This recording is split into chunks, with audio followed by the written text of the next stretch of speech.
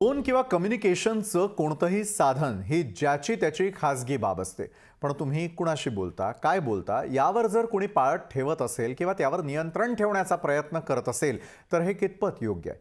भारतीय राजकारणामध्ये phone tapping सारखा गंभीर आरोप होऊ लागला आणि त्यामुळे एका बाजूला व्यक्ती स्वातंत्र्यावरती गदा तर येतेच आहे, पण त्याचा गैरवापर होत असल्याचा आरोप देशातील विरोधकांनी केंद्र सरकारवर केला. इतकंच कशाला तर राज्यात महाविकास आघाडीचं सरकार स्थापन होत असताना फोन टॅप केल्याचा गंभीर आरोप संजय राऊतांनी केला. तर आपल्यावरती पाळत ठेवली जात असल्याचा आरोप नाना पटोलेंनीही केलाय. त्यामुळे आरोप प्रत्यारोपांमधून समोर आलेला तिसरा कान कशासाठी असा प्रश्न उपस्थित होतो. नमस्कार, मी विशाल पाटील. लोकशाही विशेषमध्ये या विषयावरच करूया चर्चा. तिसरा कान कशासाठी या विषयावर.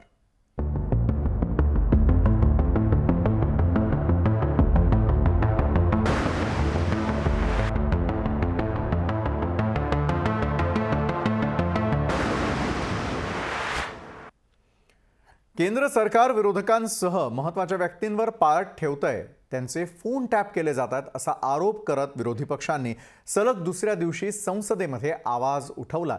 त्यामुळे संसदेच्या दोन्ही सभागृहांचं कामकाज हे वारंवार स्थगित करण्याची वेळ येते. मात्र यामुळे कोणीतरी विरोधकांवरती पाळत ठेवतंय यावर पुन्हा एकदा शिक्कामोर्तब झालाय आणि या हेरगिरीसाठी इस्रायलमधील पेगासस कंपनीच्या स्पाय सॉफ्टवेअरचा वापर झाल्याचा गंभीर आरोप करण्यात आलेला आहे. काय आहे हे नेमकं प्रकरण पाहूयात लोकशाही विशेषच्या या स्पेशल रिपोर्टमध्ये आणि त्यानंतर सर्व मान्यवरांबरोबर सखोल चर्चा.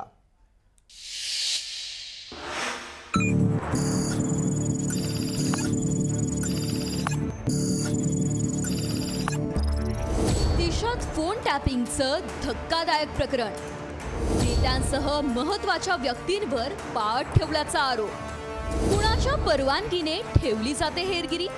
पेगासस प्रकरणाने केंद्र सरकार आरोपीच्या पिंजऱ्यात. देशातील असुरक्षित वातावरणाला जबाबदार कोण?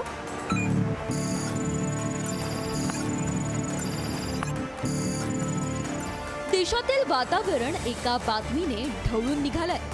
भारतातील 40 पेक्षा अधिक पत्रकारांवर पेगासस या इस्रायली सॉफ्टवेअरने पाळत ठेवली होती अशी बातमी द गार्डियन, वॉशिंग्टन पोस्ट यांसह जगभरातील 15 माध्यमांनी प्रसिद्ध केल्यानंतर भारतासह जगात खळबळ उडाली आहे. त्यातच विरोधी पक्षनेते आणि देशातील महत्त्वाचे नेते यांच्यावर पाळत ठेवली जाते, त्यांचे फोन टॅप केले जातात असा आरोप करत विरोधी पक्षांनी केंद्र सरकारला घेरल्यानं संसदेचं कामकाज वारंवार स्थगित केलं जात आहे. आप बैठिए सीटों पर. आप जिस भी मुद्दों पर चर्चा करना चाहते हैं उस मुद्दों पर सरकार चर्चा करने को तैयार है. या प्रकरणी विरोधी पक्षांनी केंद्र सरकारवर गंभीर आरोप केले. गेल्या काही वर्षापासून या देशामध्ये राजकारणी, पत्रकार, संपादक हे एका भीतीच्या सावटाखालीच जगत आहेत. आपल्यावर पाळत ठेवली जाते, आपले फोन ऐकले जात आहेत, ही सगळ्यांच्या मनात भीती आहे. याच्यावरती खरं म्हणजे देशाच्या पंतप्रधान आणि गृहमंत्र्यांनी समोर येऊन त्याच्यावरती खुलासा करणं गरजेचं आहे. कांग्रेस पार्टी के पूर्व अध्यक्ष से लेके बहुत इम्पोर्टेंट लोगों के फोनों की जासूसी की गई, उसकी चर्चा हम चाहते हैं. हम जवाब चाहते हैं इस सरकार से. ये जो लिफाफोफी कर रहे हैं ना कि एनएसओ ने कह दिया है कि तो सिर्फ सरकार को देते हैं और इसकी कोई गलत उपयोग नहीं होता है, ये झूठ है, सरासर झूठ है. एवढंच नाही तर केंद्रात रेल्वे आणि माहिती तंत्रज्ञान या 2 मंत्रिपदांची शपथ घेतलेल्या मंत्र्यांवरही पाळत ठेवल्याचा गंभीर आरोप संजय राऊतांनी केलाय. हमारे नए रेल मंत्री अश्विनी जी, प्रहलाद पटेल, उनका भी नाम आया है. तो उनकी भी जासूसी हो रही थी जी. 2 केंद्रीय मंत्री की जासूसी हो रही थी और उनको बाद में शपथ दिलाई गई है अभी केंद्रीय मंत्री पद की. पूरे देश को समझना चाहिए कि उनकी जासूसी क्यों हो रही थी दोनों मंत्रियों. आता या गंभीर प्रकरणाची चौकशी करण्यासाठी संसदीय संयुक्त समितीची स्थापना करावी अशी मागणी शिवसेना आणि काँग्रेसने अध्यक्षांना पत्र देऊन केली आहे. मेरा सीधा पहला सवाल ये है कि मंत्री जी कल आके जो लिफाफोफी कर रहे थे वो जवाब दें कि भारत सरकार ने ये सॉफ्टवेयर ली है, हां या ना। अगर हां तो जॉइंट पार्लियामेंट्री कमेटी हम मांग रहे हैं कि जेपीसी से इसकी पूरी जांच हो। पेगासस हे स्पायवेअर इस्रायलच्या NSO या ग्रुपने विकसित केलंय. हे स्पायवेअर ज्यांच्या फोनमध्ये टाकलं त्यांची यादी सध्या लीक झाली आहे. TMCच्या खासदारांनी देखील सरकारचा निषेध केलाय. या पार्श्वभूमीवर काँग्रेसने दिल्लीत मोर्चा काढून पंतप्रधान मोदी आणि गृहमंत्री अमित शहा यांनी राजीनामे देण्याची मागणी केली आहे. आज देश का लोकतंत्र खतरे में, बल्कि आज देश की सुरक्षा खतरे में। जिस तरह से मोदी जी और शाह का चरित्र उभर करके आया, मैं कहना चाहता हूं आज राहुल जी से जितना ये लोग डरते हैं, राहुल जी के ऊपर जितनी ये सुरक्षा और जिस तरह से निगरानी रखना चाहते हैं, राहुल जी ना डरने वाले ना कांग्रेस का कार्यकर्ता डरने वाला। लेकिन जिस तरह से इस चरित्र उभर करके आया, ये जो गुजरात का मॉडल ला करके, गुजरात में भी इन्होंने यही किया था, गुजरात के अंदर भी लोगों ने इसी तरह से सुरक्षा को ताक पे रखते हुए लोगों की जांच कराई थी, लोगों के ऊपर निगरानी रखी थी, लोगों के ऊपर इन्होंने स्पाई लगाया था। पेगासिसच्या निमित्ताने देशातील राजकारण ढवळून निघालंय. महाराष्ट्रात महाविकास आघाडी सरकार बनत असताना त्यातील महत्त्वाच्या नेत्यांचे फोन टॅप केले गेले असा आरोपही संजय राऊतांनी केला होता आणि असाच आरोप नाना पटोले यांनीही केला होता. त्यामुळे तिसरा कान कशासाठी वापरला जातोय हाच खरा प्रश्न आहे. आता या सर्व आरोपांवर केंद्र सरकार काय स्पष्टीकरण करणार हे पाहणं महत्त्वाचं आहे. ब्युरो रिपोर्ट, लोकशाही न्यूज. आणि याच महत्त्वाच्या विषयावरती अधिक चर्चा करण्यासाठी आज आपण आमंत्रित केलेला आहे ज्येष्ठ पत्रकार हेमंत देसाई, सायबर तज्ज्ञ तन्मय दीक्षित, राष्ट्रवादी काँग्रेसच्या प्रवक्त्या विद्याताई चव्हाण आणि भाजप प्रवक्ता अतुल शहा आज आपल्यासोबत जोडले गेलेले आहेत. अतुल शहा, अतिशय गंभीर स्वरूपाचे आरोप विरोधक जे आहेत ते सातत्यानं आपल्यावरती करताना दिसत आहेत. तिसरा कान किंवा पेगासिस याचा वापर आज देशामध्ये का करण्याची वेळ आली आणि ज्यावेळेला आरोप होत आहेत प्रत्युत्तर आपल्याकडे या संदर्भातला आहे का? अतुल शहा, आज आरोपीच्या पिंजऱ्यात विरोधकांनी तुम्हाला उभं केलंय. पेगाससचा सहारा घेऊन, पेगाससच्या झूटचा सहारा घेऊन विपक्षांकडे कुठले मुद्देच राहिले नाहीये. देश प्रगती करतोय, यांना सहन होत नाहीये. पार्लमेंटला कसं डिस्टर्ब करायचं आणि ज्या पद्धतीने काल हे जे पार्लमेंट 2 दिवस करतायत याच्यामध्ये एनओसीनी स्वतः डिनाय केलेलं आहे पेगासस. आणि हे काय म्हणतायत, मनमोहन सिंगचं सरकार होतं त्यावेळी असे आरोप झाले, तर कोण एक तो प्रायव्हेट भूपिंदर सिंग च्या नावाने ते काढलं होतं, असं ते होत असेल. हे सगळं म्हणजे हे ऑपोजिशननी आरोप करणं आणि ते कुठलेही बिनबुडाचे आरोप करणं आणि हे मान्य नाही आहे. याच्यामध्ये काहीच तथ्य नाही आहे.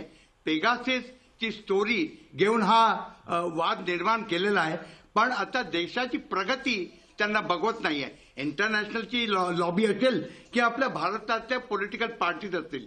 आता ज्या पद्धतीने मोदी साहेबांच्या नेतृत्वामध्ये हे देश आपला पुढे चाललेला आहे, यांना सहन होत नाहीये. अतुलजी, आपण म्हणताय की देश प्रगती करतोय आणि या प्रगतीला विरोधकांचा विरोध आहे. विद्या चव्हाणजी, आज पलटवार जो भाजपनं थेटपणे केलेला आहे, संसदेचं कामकाज चालू द्यायचं नाहीये आणि तुमच्याकडे कुठल्याही प्रकारचे मुद्दे नाही आहेत म्हणून पेगासिसचा मुद्दा किंवा फोन टॅपिंगचा मुद्दा विरोधकांकडून उपस्थित केला जातोय. देशाबाहेरून आलेले आहात की देशाची प्रगती पाहिली जात नसल्याचा आरोप अतुल शहा आज आपल्यावर करतायत. विद्याताई, अतुल शहांना विचारायचंय की 7 वर्षामध्ये देशाची प्रगती नाही झाली, देश अधोगतीवर गेलेला आहे आणि देशाची अर्थव्यवस्था, बेरोजगारी हे सगळं इतकं वाढलेलं आहे. लोकांना कोरोनात हॉस्पिटल मिळत नाही, ऑक्सिजन मिळत नाही अशी अवस्था आहे आणि ते सांगतात प्रगती होते. या मताशी आम्ही कोणीही भारतीय सहभागी नाहीये, सहमत नाहीये.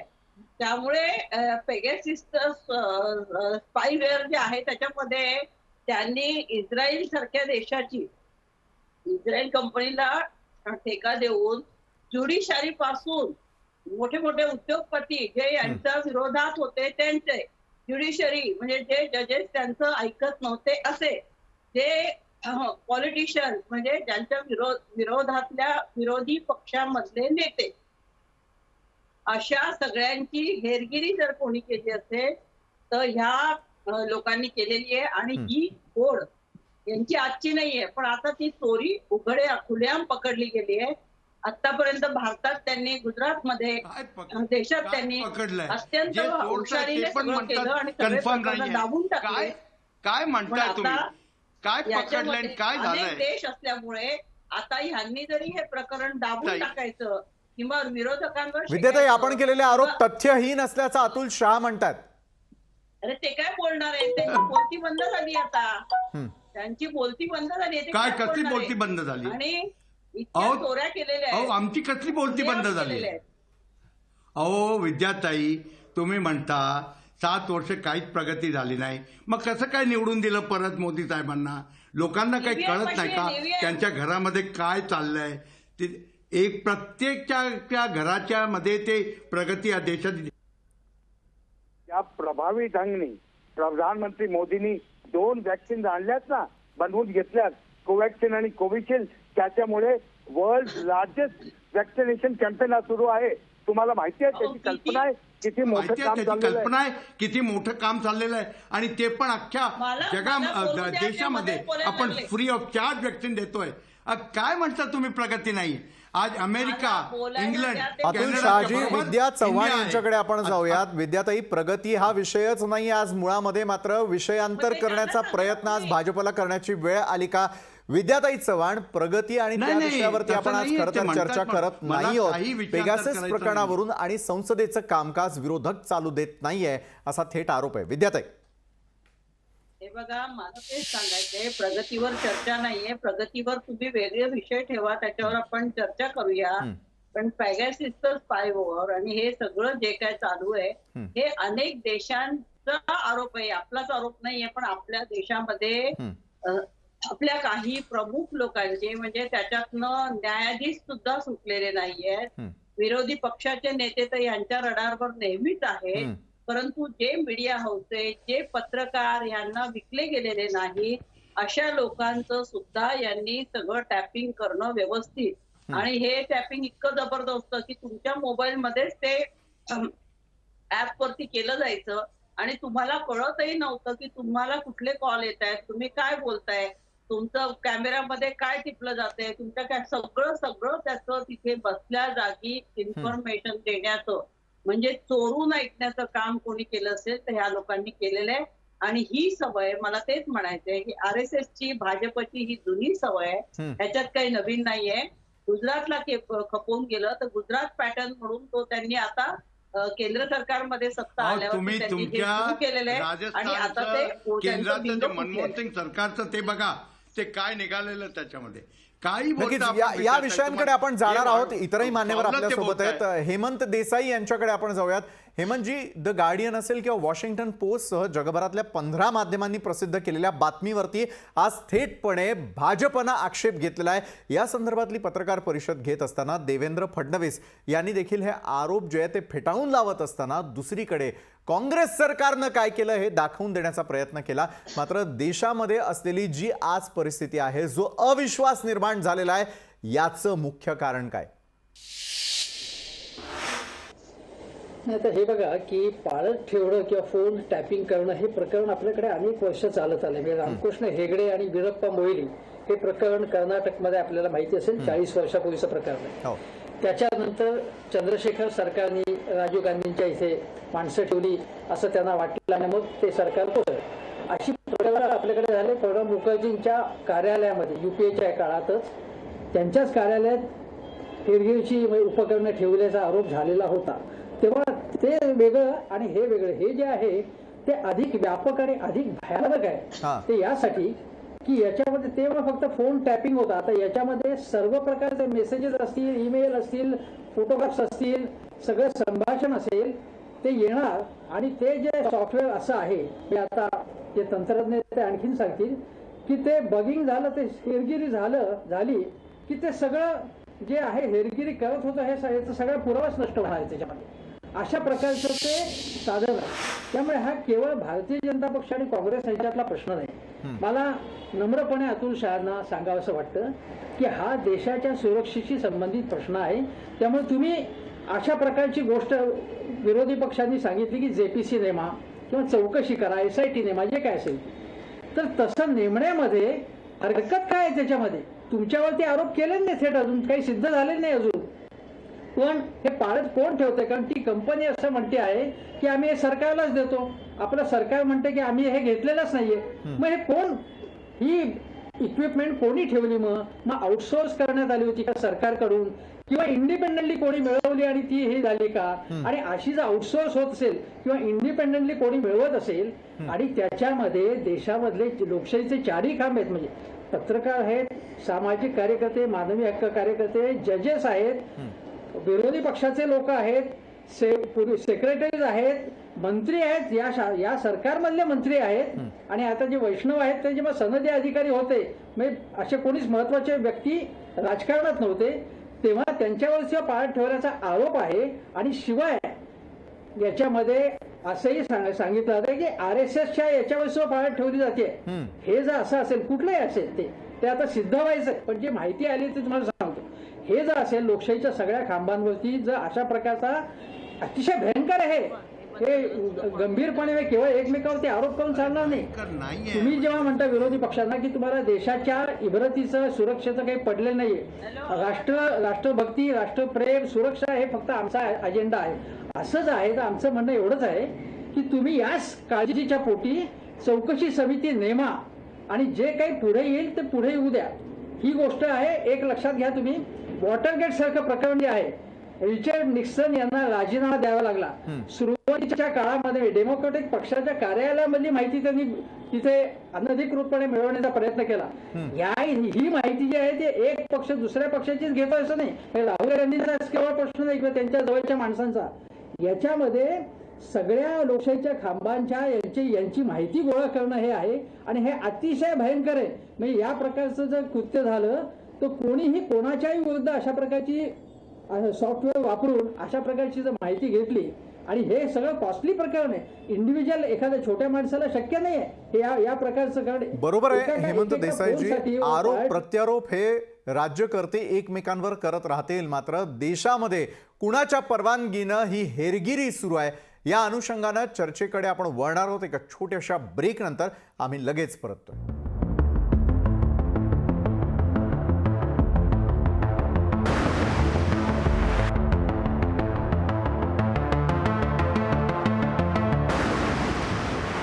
ब्रेक नंतर लोकशाही विशेषमध्ये आपल्या सगळ्यांचं पुन्हा एकदा स्वागत. तिसरा कान कशासाठी या महत्त्वाच्या विषयावरती आपण चर्चा करतोय, कारण देशातलं वातावरण सध्या ढवळून निघालेलं आहे पेगासस प्रकरणावरून. अधिक चर्चा करण्यासाठी आपण आमंत्रित केलेलं आहे भाजपचे प्रवक्ता अतुल शहा, राष्ट्रवादीच्या प्रवक्त्या विद्याताई चव्हाण, सायबर तज्ज्ञ तन्मय दीक्षित आणि ज्येष्ठ पत्रकार हेमंत देसाई. ब्रेक नंतर तन्मय दीक्षित यांच्यापासून या चर्चेकडे आपण वळूयात. तन्मय दीक्षित, कुठल्याही प्रकारचं फोन टॅपिंग करायचं असेल, पेगासस सारखं जर एखादं मालवेअर वापरायचं असेल, सॉफ्टवेअर वापरायचं असेल, तशा प्रकारचे ॲप्स वापरायचे असतील, कुणावरती नजर ठेवायची असेल, तर या संदर्भातला कायदा नेमका सांगतो तरी काय? आणि देशात जर हे सगळं काही सुरू असेल तर कुणालाही माहिती नाही आणि अशा प्रकारे हेरगिरी केली जाते, यावरती विश्वास ठेवावा का? तन्मय, आपण सर्वप्रथम याच्यामध्ये महत्त्वाची गोष्ट जी आहे ती लक्षात घ्यावी की देशामध्ये कुठल्याही प्रकारे जर सेन्सिटिव्ह गोष्ट होत असेल तर अशा वेळेला याच्यावरती जी आहे ती नजर ठेवली जाते, आणि याच्यासाठी कायदे सुद्धा आहेत, सुरक्षा यंत्रणा ज्या आहेत, म्हणजे पोलीस डिपार्टमेंट झालं, त्याच्यानंतर सिक्युरिटी SID डिपार्टमेंट वगैरे जी झाली, रॉ डिपार्टमेंट झालं, तर इंटेलिजन्स डिपार्टमेंट झालं, तर अशा डिपार्टमेंट्सला ही ऑथॉरिटी दिलेली आहे की अशा जर काही सस्पिशियस ऍक्टिव्हिटी असतील तर त्यावरती जे आहे हे मॉनिटरिंग जे आहे ते करता येऊ शकतं. पण जर अशा कुठलेही सॉफ्टवेअर्स किंवा टूलचा वापर करून कळत अथवा न कळत कुठल्याही भारताबाहेरच्या देशातून किंवा भारतातून सुद्धा असे ऍप्लिकेशन्सचा वापर करून एखाद्याची पर्सनल आयुष्यावरती जर असं ट्रॅपिंग केलं जातंय तर ही सर्वात चुकीची गोष्ट आहे. आणि याच्यामध्ये सेक्शन IT ऍक्ट सुद्धा आहेत, आणि IT ऍक्टच्या 43 किंवा 66 हे जे ऍक्ट आहेत याच्या अंडर कायदेशीर कारवाई सुद्धा होऊ शकते. बरोबर आहे. अतुल शहा, मी आपल्याकडे येतो. सायबर तज्ज्ञांनी व्यवस्थितरित्या सांगितलेलं आहे की कोण त्याचा वापर करू शकतो, कुणाला त्याचा वापर करण्याची परवानगी नाही आहे. मात्र देशामध्ये हेरगिरी सुरू आहे, हे जर सत्य आहे तर कुणाच्या परवानगीनं देशात हेरगिरी सुरू आहे? अतुल शहा. अरे मुळात हेरगिरी सुरूच नाहीये, मुळात हे नाहीये, हे फक्त हे डिस्टर्ब करण्यासाठी. मग विरोधक उगाच आरोप करताय आपल्यावरती. सेशन ऑन आहे, उगाचाच आरोप आहे. आणि याच्यामध्ये खरं म्हणजे आज आंतरराष्ट्रीय पण ज्या लोकांना भारताची ज्या प्रकारची ही लिडरशिप आहे आणि ज्याप्रमाणे भारत देश आपला पुढे चाललेला आहे ते त्यांना बघवत नाही. म्हणून या इतक्या सॉर्ट ऑफ टूलकिट, ते मागे टूलकिट आलेली होती त्याचप्रमाणेच हे, आणि एनओसीने रिफ्यूज केलेलं आहे. पेगाससचा आधार घेऊन हे विरोधक पार्लमेंटला डिस्टर्ब करतायत. त्याच्या पलीकडे याच्यामध्ये काही नाही आहे. आणि मगाशी जे सायबर एक्सपर्टनी सांगितलं की त्याच्या अंतर्गत जे काय असेल ते लॉज प्रमाणेच ते स्पाईंग दिलं जातं. पण ह्याच्यामध्ये जे विरोधक आरोप करतायत हे नुसतं पार्लमेंटचं प्रोसिडिंग्स डिस्टर्ब करण्याशिवाय याच्यामध्ये पेगाससनी सहारा घेतलेला आहे, एनओसीने डिनाय केलेला आहे आणि त्यांचे सोर्स पण. बरं अतुलजी, आपण जर म्हणताय की विरोधक फक्त सबळ पुराव्यांशिवाय या ठिकाणी आरोप करताना दिसत आहेत, हेमंत देसाईजी मी आपल्याकडे येतो. मग का आज देवेंद्र फडणवीसांना या संदर्भातली पत्रकार परिषद घेऊन काँग्रेसच्या काळामध्ये काय सुरू होतं याची आठवण का करून द्यावी लागली? हेमंत देसाईजी. एक मी मगाशी याला आपण बॉटम असं म्हणतो, म्हणजे आता तेव्हा त्यांनी काय केलं हा प्रश्न नाही, आता काय चाललंय, आता सरकार कोणाचं आहे हा मूळ प्रश्न आहे. आणि दुसरं अतुलजींना मी सांगू इच्छितो की त्यांना हे माहिती आहे की नाही मला माहिती नाही, 2019 साली अशी तक्रार ही झालेली होती आणि रविशंकर प्रसाद यांनी सांगितलं होतं म्हणजे अशा प्रकारची पाळत ठेवली जात असल्याची. तर याची आम्ही चौकशी करू आणि याचा तपास करू. काहीही चौकशी झाली नाही किंवा चौकशी झाली असेल तर लोकांपुढे आली नाही, ही अतिशय गंभीर गोष्ट आहे ना. तुम्ही जेव्हा असं सांगत होता, आणि एक लक्षात घ्या तुम्ही की एखाद्या दिशा नावाच्या तरुण मुलीने काही ट्विट केलं शेतकरी आंदोलनासंबंधी, तर लगेच तोच पुरावा समजता तुम्ही आणि तिला अटक करता. आता इथे तुम्ही म्हणता की पुरावा कुठे आहे, पुरावा कुठे, तुम्हाला देशातला आमचा विकास फुटतोय, तुम्हाला संसद चालू द्यायची नाहीये.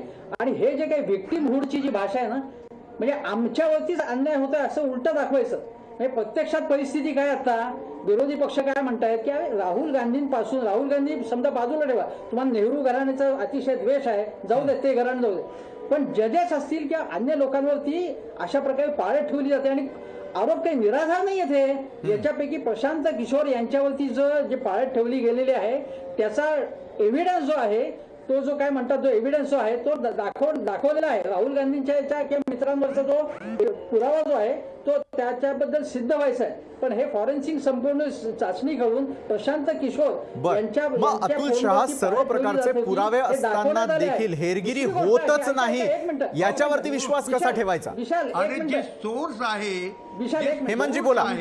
अतुलजी मी येतो आपल्याकडे. हेमंतजी बोला. फालतू कोणी माहिती गोळा केली नाही आणि वायर आणि त्याच्याबरोबर आहे पत्रकारांचा, आणि एक वॉशिंग्टन पोस्ट, गार्डियन असतील किंवा जर्मन सरकार, जगप्रसिद्ध फ्रान्सचं वर्तमानपत्र आहे, यांनी ही चौकशी केलेली आहे की आज फ्रान्स सरकारने यासंबंधी चौकशी समिती नेमण्याचा निश्चय केलेला आहे. फ्रान्स सरकारने जसं राफेलची चौकशी करायचं त्यांनी सांगितलं तसं आज फ्रान्सने निर्णय घेतलेला आहे. मग आपण का नाही हे करतोय?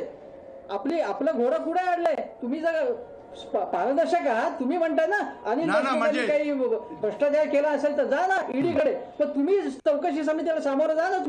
तुम्ही का घाबरताय? या इथे केवळ बरं अतुल शहा, संसदीय समितीची स्थापना करून सत्य समोर आलं तर त्यात बिघडतंय काय? पण काय सत्य ते डिस्ट्रप्शन ऑफ पार्लमेंट आहे. यांच्याकडे काहीच मुद्दे नाही आहेत. हे पेगाससच्या नावाने तुम्ही मगासपासून म्हणता मुद्दे नाहीये, विद्याताई आपल्याकडे तुम्ही खरोखर विरोधकांकडे मुद्दे नाहीये आणि मुद्दे नसल्यामुळेच तुम्ही पार्लमेंटचं काम होऊ देत नाहीये सातत्यानं आरोप करताय. मात्र आज अनेक मुद्दे असतील विरोधकांकडे. विद्याताई एकदा हे मुद्दे सांगा त्यांना.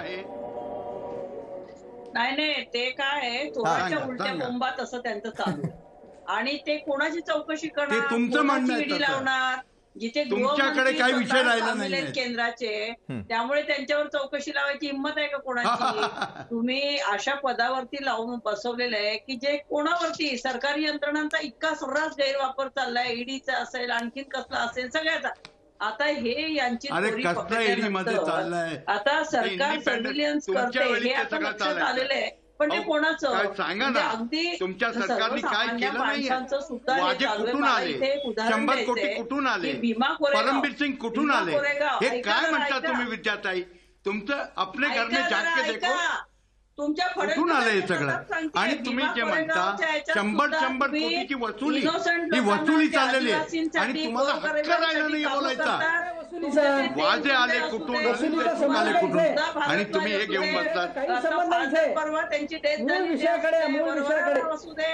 अशा जे सर्वसामान्य अरे मूळ दिशा ती आहे गरिबांसाठी की याच्यामध्ये कामं करतात, ही कन्फर्म त्यांच्या- रिलायबल अतुलजी, मूळ विषयाला बगल देण्याचा प्रयत्न करू नका. जर इतक्या गंभीर स्वरूपाचे आरोप होत असतील, जर 4 लोकांवरती जर अशाच प्रकारे सातत्यानं पाळत ठेवली जात असेल, मग बिझनेसमन असतील, पत्रकार असतील, संपादक असतील आणि त्याचबरोबर राजकारणी मंडळी असतील, विरोधकांवरती पाळत ठेवण्याची वेळ नेमकी येते तरी का? या प्रश्नाचं उत्तर आम्हाला आपल्याकडून अपेक्षित आहे. वेळ झालेली एका छोट्याशा ब्रेकची. आम्ही लगेच परततोय. पुढे याच विषयावरती आपण सखोल चर्चा करूयात.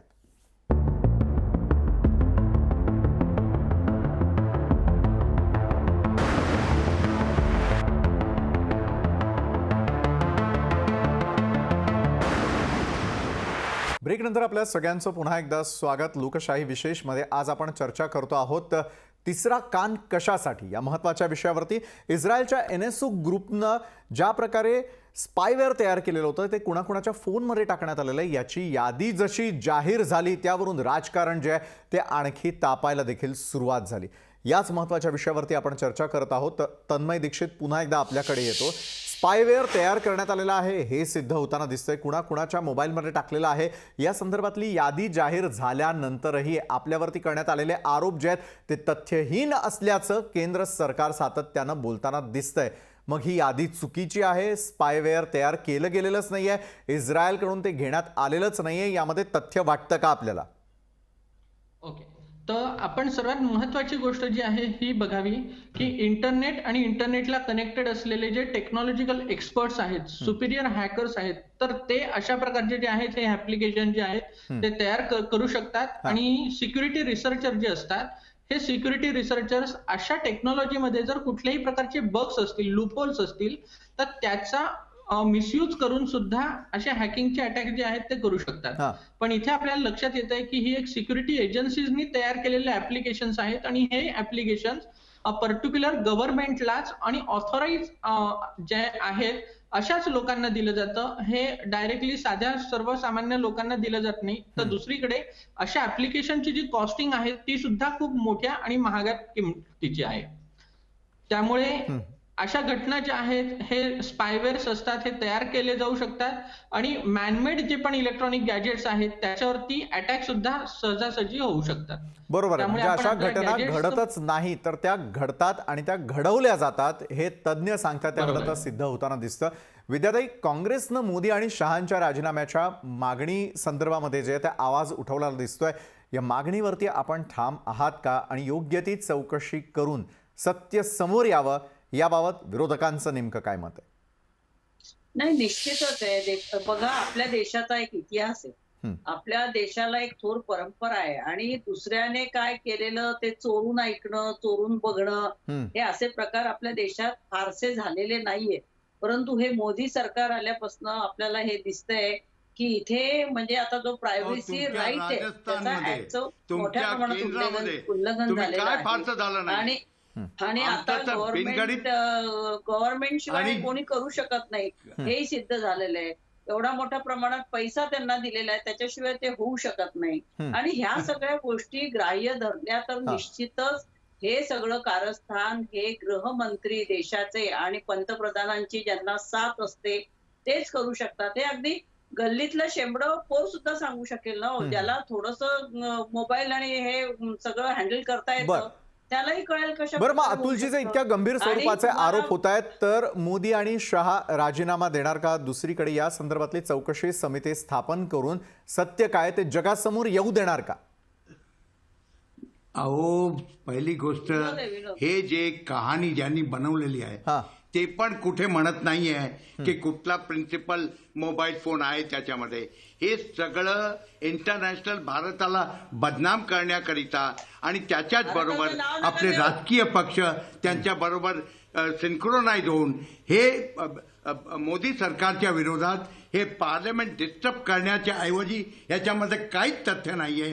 या सगळ्या मोठ्या मोठ्या गोष्टी ठीक आहे, सरकार कुठलंच असं काम करणार नाही जे देशहिताच्या विरोधात आहे आणि हे मनगडत आहे. पार्लमेंटमध्ये त्यांना आता हे पचत नाही. ज्या प्रकारे बरं विद्याताई, मग विरोधक जे करतात ते लगेच देशविरोधी असं म्हणण्याचा अर्थ आपण काढायचा का? अतुल शहा म्हणतात त्यानुसार. हे त्यांना शांत राहायला सांगा थोडा वेळ, म्हणजे मला बोलता येईल. बोला विद्याताई. हे बघा, मला आठवण करून द्यायची आहे की पार्लमेंट आज चालू बोलून गेलात. 2 वर्षापूर्वी 3 वर्षापूर्वी भीमा कोरेगावचं जेव्हा आलं तेव्हा सुद्धा फडणवीसांनी ते प्रकरण कसं हँडल केलं किंवा केंद्र शासनाची कशी साथ होती. सुधा भारद्वाज असतील, वरवरा राव असतील, अनंत तुबडे असतील, ह्या सगळ्यांना म्हणजे हे लोक आता वायर इतकं चांगलं काम करत होतं. आता गोदी मीडिया सगळे झाल्यानंतर सुळसुळाट झालंय. मोदींनी अक्षरशः मीडिया हाऊसेस विकत घेतलेले. मला तर खरं तुमच्या चॅनलचे खूप खूप नवीन चॅनल तुम्ही एवढं लोकशाही न्यूजचं सुद्धा मला अभिनंदन करावं असं वाटतंय. धन्यवाद. तुम्ही भीमा कोरेगाव वगैरे मोदी युगामध्ये असे काही थोडे पत्रकार आहेत जे यांच्या विरोधात बोलायचं धैर्य दाखवतात. नाही तर पत्रकारांना आणि पोलीस अधिकाऱ्यांना सुद्धा यांनी जेलमध्ये टाकलेलं आहे. इतके यांचा उपयोग झालेला आहे. तेव्हा मोदी आणि शहा यांनी राजीनामा दिला पाहिजे, परंतु ते कधीही राजीनामा देणार नाही, कारण की ह्या देशातले हुकुमशहा बनले. तुम्ही बरं, नक्कीच. हेमंत देसाईजी, कन्क्लुजन साठी अगदी थोडक्यात मी आपल्याकडे येतो. खरं तर कार्यक्रमाची वेळ संपत आलेली आहे, मात्र देशातलं राजकारण खरोखर इतक्या खालच्या पातळीला गेलेलं आहे का, आणि त्यासाठी आता तिसरा कान जो आहे त्याचा वापर करण्याची वेळ सत्ताधारी असतील किंवा विरोधक यांच्यावर आलेली आहे का? हेमंत देसाईजी, अगदी थोडक्यात, वेळ संपली आपली. मी अगदी थोडक्यात 2 मुद्दे सांगतो. हे अतिशय भयानक प्रकरण आहे, गांभीर्याने घेतलं पाहिजे. तिसरी गोष्ट म्हणजे 50-55 देशामधील हजारेक लोकांच्या वरती पाळत ठेवली जाते असा हा रिपोर्ट आहे. त्यामुळे केवळ एका भारतावरती हल्ला करण्यासाठी, त्याची प्रतिमा खराब करण्यासाठी हे चाललेलं नाही. तिसरी मुद्दा भीमा कोरेगावचा यात प्रश्न संबंध असा आहे की भीमा कोरेगावच्या दोघांच्या कम्प्युटरमध्ये मालवेअर टाकून त्यांच्यामध्ये व्हायरस टाकून त्यांचा कॉम्प्युटर हॅक करण्यात आला आणि त्यांच्यावरती खोटे पुरावे तिथे त्यात घुसडण्यात आले असं सिद्ध झालेलं आहे. माहिती पुढे आलेली आहे. तेव्हा भीमा कोरेगावचा प्रश्न आहेच. आणि याच्या पुढे सांगतो तुम्हाला आहे की या सगळ्या गोष्टीचा, या सगळ्या पापांचा जाब जो आहे, हे जे काही चालले सगळ्या मीडियावरती, सगळ्या यंत्रणांची गैरवापर करणं, याचा हिशोब 5 वर्षांनंतर केव्हा ना केव्हा या सरकारला द्यावा लागेल. आणि तोपर्यंत जर दिला नाही त्यांनी, तो पण उशीर झाला असेल. देशाच्या सुरक्षा व्यवस्थेची तडजोड करण्याचा हा भाग आहे. नक्कीच देशाच्या सुरक्षिततेशी कुणीही तडजोड करणार नाही, मात्र होत असलेल्या आरोप प्रत्यारोपांसंदर्भातलं उत्तर जे आहे ते जनता कधी ना कधी मागणार, हे मात्र निश्चित लक्षात ठेवणं अत्यंत आवश्यक आहे. धन्यवाद हेमंत देसाईजी, तन्मय दीक्षितजी, विद्या चव्हाण आणि अतुल शहा, आपण या चर्चासत्रामध्ये आमच्या सोबत जोडला गेलात त्यासाठी. आजच्या लोकशाही विशेष मध्ये जाता जाता एकच गोष्ट महत्त्वाची सांगावीशी वाटते की तंत्रज्ञान आहे. तंत्रज्ञानाचा वापर योग्य की अयोग्य त्याही पुढे जाऊन राजकारणामध्ये होत असेल, देशाच्या सुरक्षिततेसाठी किंवा त्याला असलेल्या धोक्यासाठी होत असेल, तर येत्या काळामध्ये हे तंत्रज्ञान कशा प्रकारे वापर केलं जाऊ शकतं हे सांगण्यासाठी पेगासस प्रकरण जे आहे ते पुरेसं आहे. आजच्या लोकशाही विशेषमध्ये वेळ झाली इथंच थांबण्याची.